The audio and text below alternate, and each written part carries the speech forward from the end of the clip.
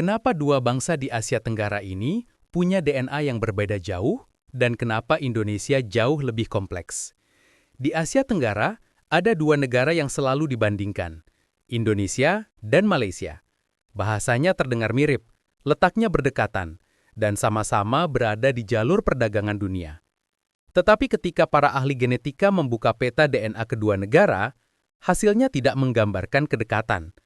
Hasilnya justru memperlihatkan jurang kompleksitas yang sangat besar. DNA Indonesia ibarat perpustakaan raksasa, lengkap, bervariasi, berlapis, dan membentang dari Asia hingga Pasifik.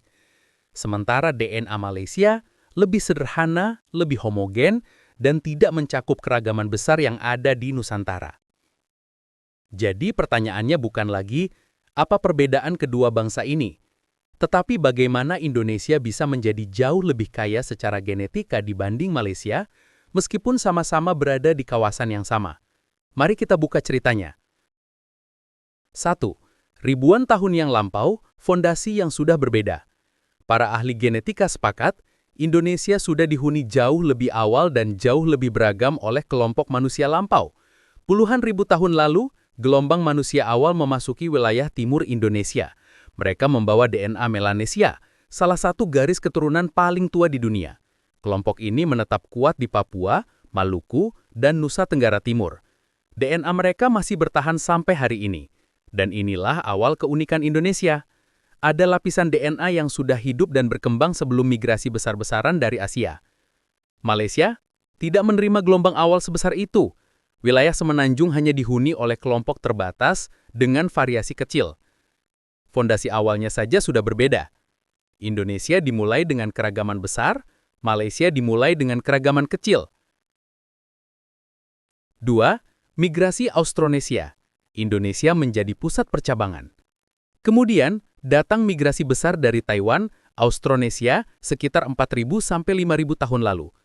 Mereka turun melalui Filipina, mendarat di Kalimantan, lalu menyebar ke seluruh kepulauan Indonesia. Jawa, Sumatera, Bali, Sulawesi, Flores, sampai ke pesisir Papua. Indonesia menjadi arena pertemuan antara Austronesia dan populasi lampau. Hasilnya bukan satu pola DNA, melainkan puluhan pola yang berbeda. Sedangkan, di Malaysia, migrasi Austronesia membentuk mayoritas penduduk Melayu semenanjung tanpa banyak pertemuan dengan kelompok lain. Satu gelombang migrasi, dua hasil yang jauh berbeda. Indonesia semakin rumit, Malaysia tetap sederhana. 3. Austroasiatik, faktor yang membuat Malaysia lebih terpusat.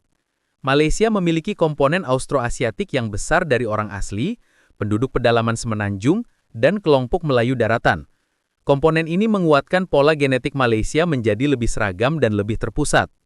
Indonesia punya Austroasiatik juga, tapi kecil. Hanya muncul di sebagian Sumatera Utara dan Kalimantan Barat.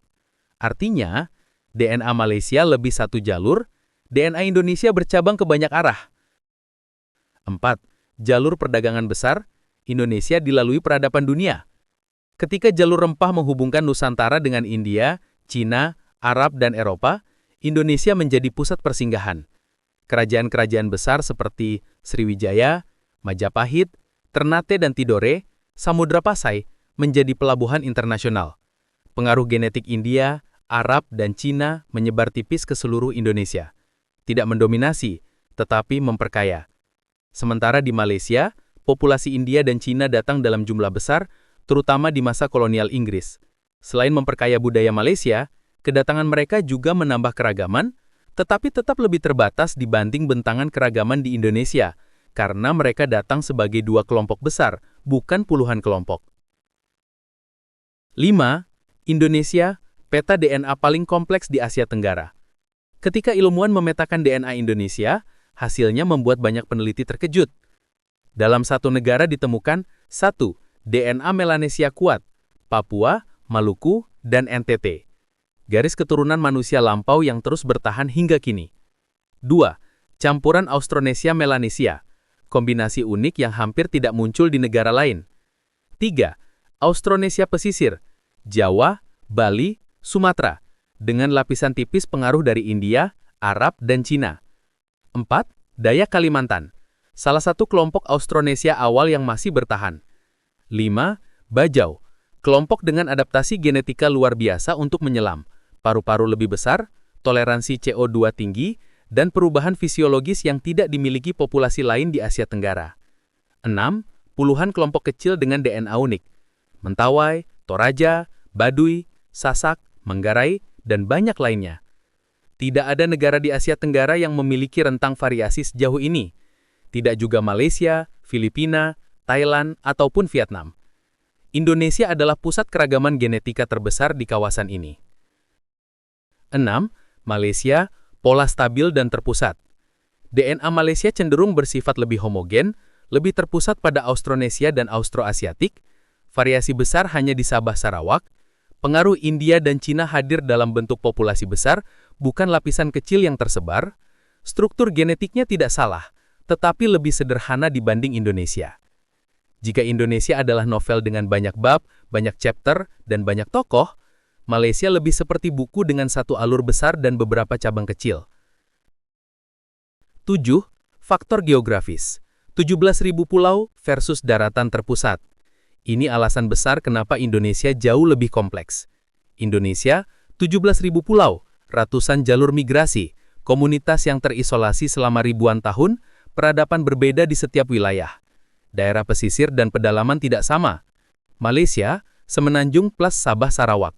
Keragaman lebih kecil, jalur migrasi lebih terpusat, kelompok etnis utama lebih sedikit. Geografi Indonesia membuat variasi genetika berkembang secara ekstrim, sementara geografi Malaysia membuat variasi genetika lebih stabil. 8. Jadi, mengapa DNA Indonesia lebih kompleks?